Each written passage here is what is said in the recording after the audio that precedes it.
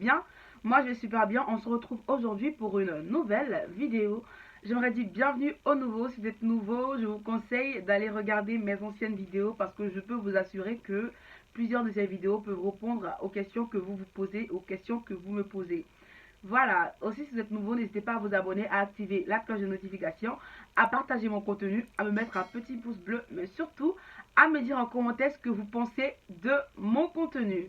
Voilà, avant de commencer aussi, je vais vous mettre à mon Instagram pour que vous puissiez vous abonner naturellement, m'envoyer des messages si vous avez envie, si vous avez des questions à poser, si vous avez envie de partager avec tout le monde vos acceptations. Envoyez-moi aussi en photo vos acceptations pour que naturellement je puisse les partager. Parce que comme vous pouvez le voir, les acceptations que je vous partage pour motivation, c'est des acceptations que certaines personnes ont daigné m'envoyer via Instagram ou par mail aussi. Soyez patient quand vous m'envoyez des messages, soyez patient quand vous m'envoyez des questions sur Instagram parce que j'ai des occupations hors YouTube.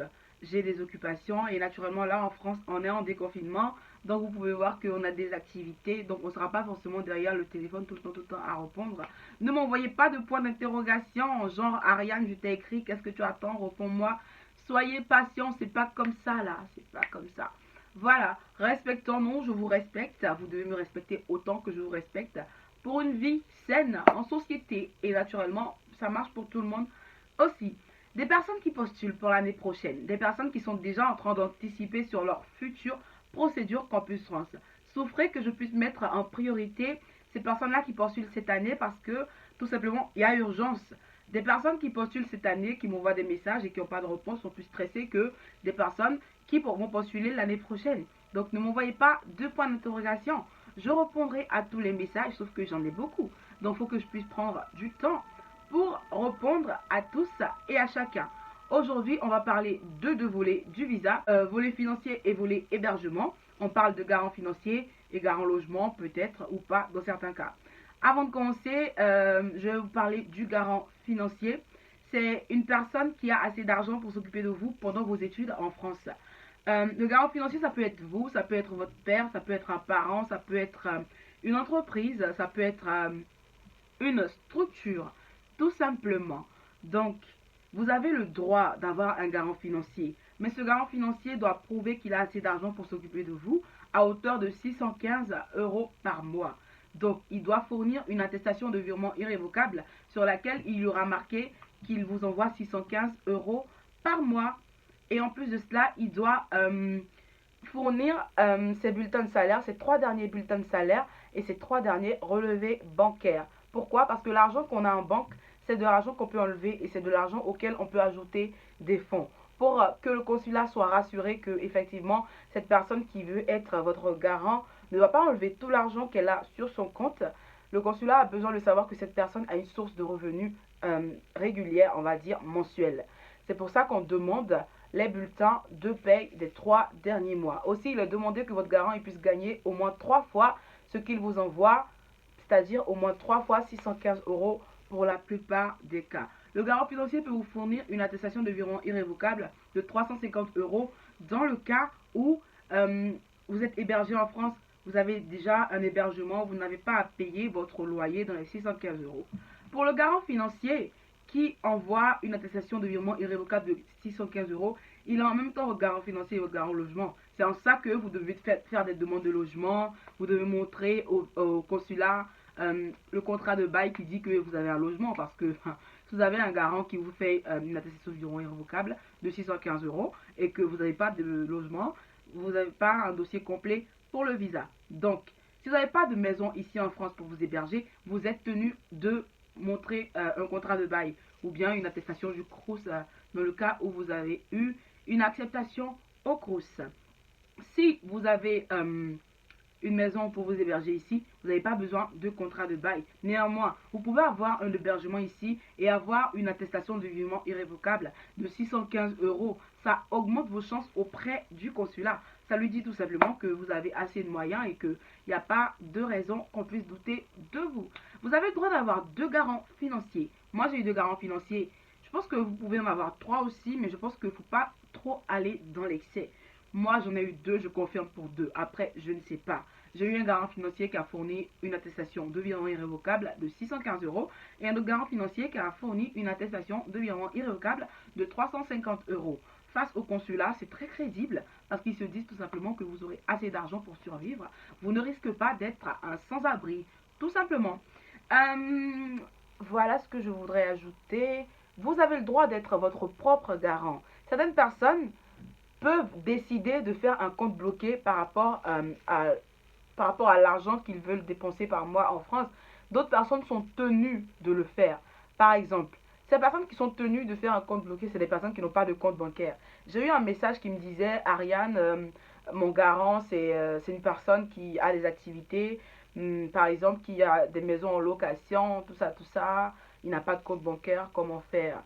Il peut prouver qu'il a des maisons en location, par exemple, s'il a une agence qui le prouve par écrit, ou sinon il peut vous ouvrir un compte bloqué. Le compte bloqué, c'est en ça qu'il aide en fait, parce que dès que vous donnez de l'argent à une structure, le fait qu'il y ait le cachet de la structure rassure le consulat sur le fait que l'argent est réel, l'argent est palpable. Tout simplement, ça passe pour le visa.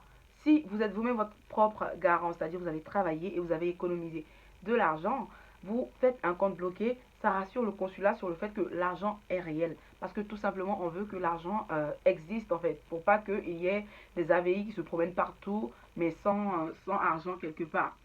Voilà, c'est pour ça que les AVI qui sont fournis par la banque, on demande à des personnes de fournir euh, avec ces AVI les relevés de banque et aussi les bulletins de salaire.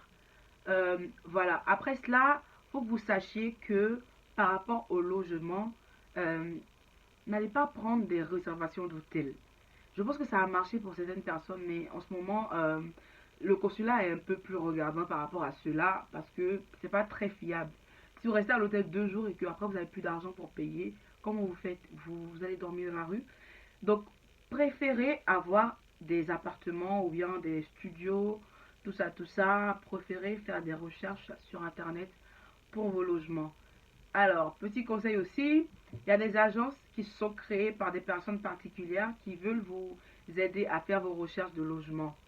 Ces personnes-là vous offrent des frais qui sont moins élevés que des agences immobilières en France, par exemple. Mais les agences immobilières en France ont cette particularité-là d'avoir des logements sous la main à vous fournir. Donc, si vous allez sur Internet et que vous voyez des appartements, on les appelle pro, voilà, des annonces professionnelles. Ça veut dire qu'en plus de cela, vous allez payer une commission, à l'agence immobilière tout simplement. Donc vous allez vous retrouver à payer plus cher. Donc sachez ce que vous faites.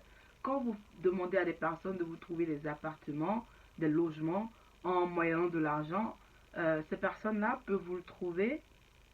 Elles font office d'agent immobilier en fait. Elles font office d'agent immobilier.